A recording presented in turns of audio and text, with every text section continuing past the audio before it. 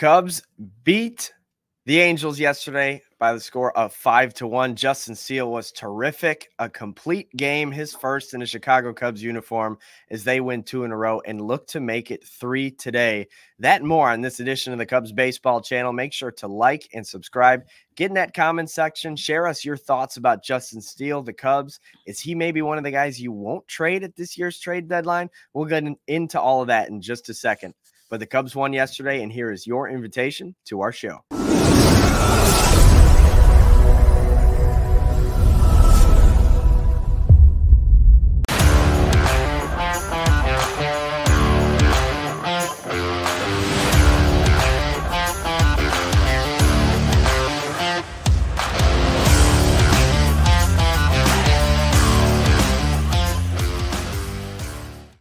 What's up, everybody? What do you say? Welcome to the Cubs Baseball Channel. My name's Anthony Pasquale with the great Mick Gillespie at Broadcaster Mick. I'm on Twitter at ant_Pasquale3. Mick, Cubs got a huge win yesterday behind Justin Steele. What are your thoughts on yesterday's game? Well, I loved it. I mean, Justin Steele is the guy who kind of chirped up and said, hey, what we're doing isn't good enough.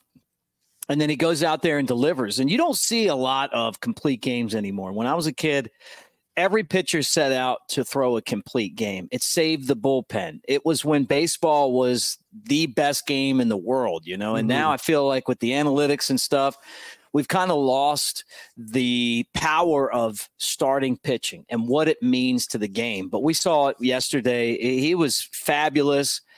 I'm glad they let him do it. You know, that's the other thing, because the bullpen stinks, and you know they could blow that. But it's also a tone setter for the rest of the team.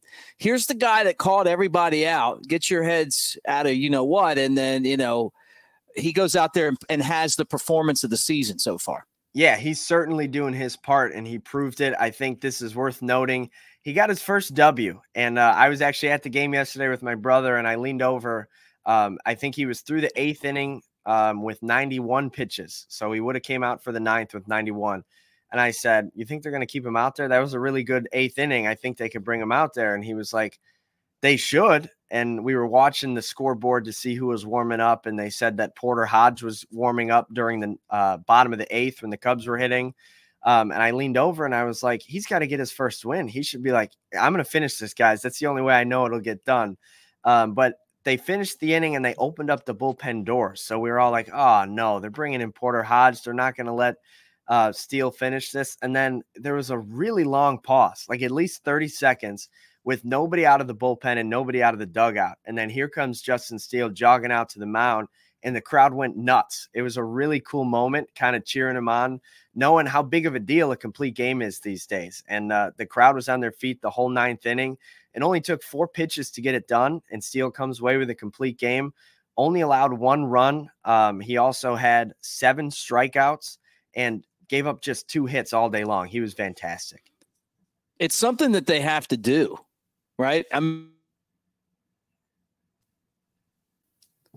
Is that we need to see more of this. And who knows what happened? Did he say, hey, I want to go out and finish this game up? But it's about winning. And he didn't throw 100 pitches, but I don't buy into the 100-pitch thing and your arm falls off. I think it's how you throw with the leverage and the effort that it takes for you to throw hard and to spin the ball. But at the end of the day, this is the type of performance that gets you to the postseason, and these are the games that win divisions. You know, I mean, this was an old school, I'm just going to go in there and shove. And that's what he did. It was amazing. This was my favorite Cubs game this year. Yeah, I think I'm with you there. It was an awesome game to watch, and the Cubs end up coming away with the win. Ian Happ had another noteworthy offensive performance, had 2 RBI hits, and it lends this question that I got to ask you. With Justin Steele throwing a complete game shutout, or a complete game, he allowed 1 run. It wasn't a shutout. Playing his best baseball. Ian Happ also playing his best baseball. These are 2 guys that are probably near the top of the list in terms of value should you sell at the deadline. Obviously, a 10-2 win over the Phillies 2 days ago and a complete game yesterday is a momentum builder. It could start this streak that we've been waiting for over and over again. But with Happ and Steele's value so high right now, Are those types of guys that you'd rather hang on to and kind of keep for years in the future? Or are those guys you want to maximize your return on and really take the bottom out of it? So I'm not putting Steele up. I'm not trading him. I mean, he's a left-hander. I think he's poised to give the Cubs years of good service. I like what he brings to the team. I like the energy, the leadership.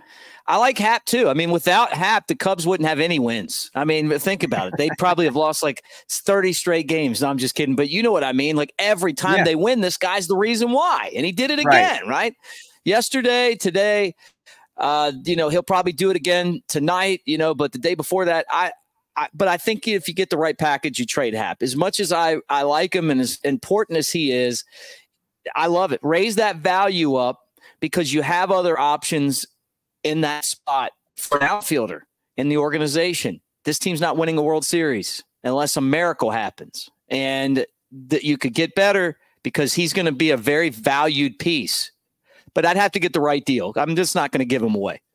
Right. I think that's a good point. And another guy that might be the subject of some trade talks is Seiya Suzuki. And he had a 2-run homer to give the Cubs the lead in the bottom of the first inning. But then he also dropped a routine fly ball. And I know Crow-Armstrong is a little banged up with the stitches. That's our next topic here. But it's getting more and more clear that in the future, Seiya Suzuki, if you keep him on the team and use him in the future, he has to be your designated hitter. It's not that he's some sort of like slow, like can't judge a fly ball like Castellanos or Schwarber was, but he just drops balls. Like I've never seen a guy have this many issues just dropping the ball, and that's unacceptable. It also seems to always happen with Steele on the mound, which was a little bit interesting. Of course, yesterday was Steele pitching, but he dropped another one.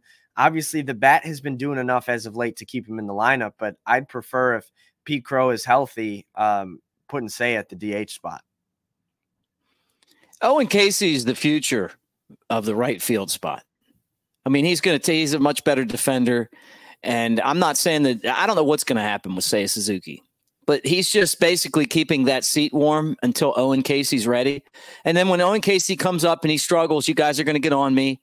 And then he's going to turn it around. You're going to start seeing it, just like last year with Hollywood. Now you're starting to see it now. He's not there yet, but you see it. Well, Owen Casey's it's going to come faster for him. He's more consistent. He's a better outfielder than Seiya Suzuki. He takes better routes. His arm's better. Hitting wise, he's going to eventually be a better big league hitter. I like Suzuki at the plate. I really like Suzuki, but the drops and the misplays and all that stuff, it's getting old. And that's last place team stuff, right? We need first place players, and his complete game. It includes that bad defense, and defense to me is just as important as anything else. And he's just not getting it done out there. Yeah, I'm with you there. Another interesting note: Crow-Armstrong got the day off 2 days ago because the Cubs were playing a lefty. Probably was going to sit that game either way, but he was also out yesterday against a right-hander. I think his hand must be still a little sliced up. He injured it sliding into third base a few nights ago. And had to get, I think, 5 stitches was the report. He was available off the bench, could have pinch ran probably in a pinch if the Cubs needed it, but, it was kind of a comfortable win yesterday. I'm not sure if he'll be in the lineup today. It's definitely something to keep an eye on for Pete Crow. But the one thing I will say is with him out of the lineup, that meant Bellinger played center, Suzuki played right, Morel DH'd, and Miles Mastrobuoni played third. He made some excellent plays yesterday. Justin Steele was giving everybody high fives after the game. He gave Mastrobuoni a big old hug, and he earned it. Well, that's why you got those guys on the bench. You want them to come in and spell relief and be fresh, right? And that's the deal with Mastrobuoni. The Cubs have been so bad, it's hard to flip, this lineup and put these guys in because you're trying to scratch and claw to basically keep your head above water. But putting him in the lineup paid dividends. He made the catch on the very first play of the game, and you're like, okay, this guy's ready to go.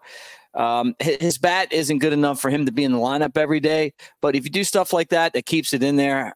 He's the defensive player of the game, all the web gems and stuff. And the Cubs got to have efforts like that day in and day out. And it doesn't matter if you're playing once a week or you're playing every day. You got to be able to make those type of plays at the big league level. He did. And I'll tell you, it was really, I love that embrace too at the end. It was like Justin Steele, and for you guys that haven't met him, he really is a great guy. Like, he's just a down to earth dude. Like, if he was on our show, he'd talk to us like we're people. I mean, it's not like he's like some kind of celebrity or something like that. He's just a really down home, loves the game of baseball type guy. Loves to sit around and talk about it, loves to evaluate it. He is a fan. And he understands like what it means to go out there and pitch and to get that kind of defense behind him. And Mastrobuoni, man, a tip of the cap, man. Great game. Yeah, he had the diving catch. He had a diving play that he got a force out on, had that bare hand play charging. And then he also made that really nice play to end the inning after Suzuki's error. So kind of bailed out Steele there. So he was fantastic. I wouldn't be surprised if we see him in late inning roles. He's better there defensively than Bodie is. So maybe if the Cubs have more leads going into the games late, we'll see him at third base. But let's do a quick standings check. The Cubs are still in last place, but things are looking a little bit better as they've won 2 in a row. Their numbers are rising ever so slightly, with a 7.1 chance to make the playoffs and a 1.8% chance to win the division. Still not where it needs to be. But when the Cubs play the Angels today, they're looking for their first 3-game winning streak since April the 23rd to the 26th. They won 4 games in a row then, and now they play the Angels at 120, looking for a 3rd win in a row. Can they do it, Mick?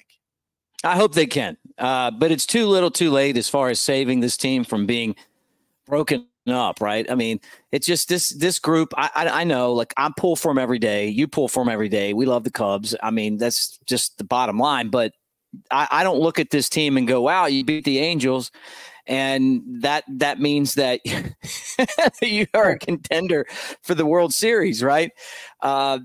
With that said, anything can happen. And I certainly hope that they prove all of us wrong. I would love to see them run off 30 straight wins, or 28 out of 30, get back in the, get in the playoffs, win it all. And then you guys say, hey, Mick said that this team wasn't a World Series champion. And I'll tell you what, if that happens, I'd be happier than you guys, but I just don't see it happen.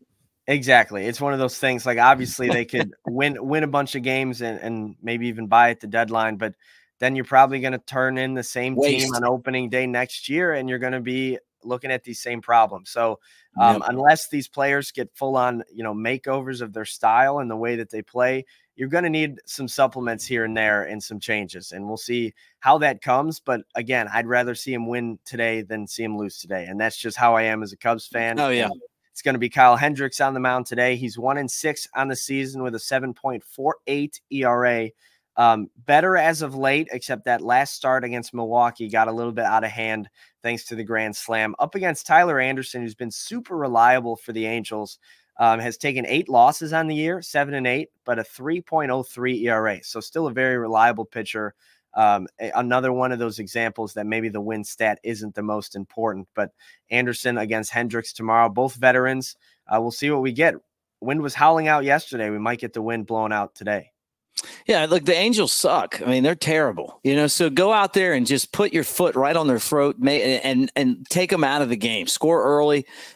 Let's beat up on some teams, because obviously, the Cubs have kind of been the whipping boy around the league. And Kyle Hendricks doesn't have the type of stuff where he can miss. So the team's got to play good defense behind him for them to have success. But there's no one on the team I like more personally than him, and I want to see him get that done too. It would be great. And another thing too is I love the fact that these guys are still trying, even through, this is the biggest compliment I can give them, through all the ups and downs. I never felt like this team didn't care. I just don't think they're that good, but I feel like I feel like they care. And even though they play sometimes like a dead fish, it's just that it's who they are. They're just not that good. Yeah. And I mean, sometimes it feels like they sleepwalk, but I mean, they say all the right things. They do all the right things. Sometimes they just don't turn into W's, but the Cubs are looking to make it 3 wins in a row today. Mick and I here bringing you the action on the Cubs baseball channel. Follow us on Twitter and on Instagram. We're up and going on those accounts, Cubs baseball channel. find us on there and engage. Jump in this comment section. Let us know how you're feeling about this team as they try to make it 3 in a row for the first time since April 23rd through the 26th. Like and subscribe, ring the bell. For now, we will talk to you guys later, hopefully after another Cubs W. Go Cubs.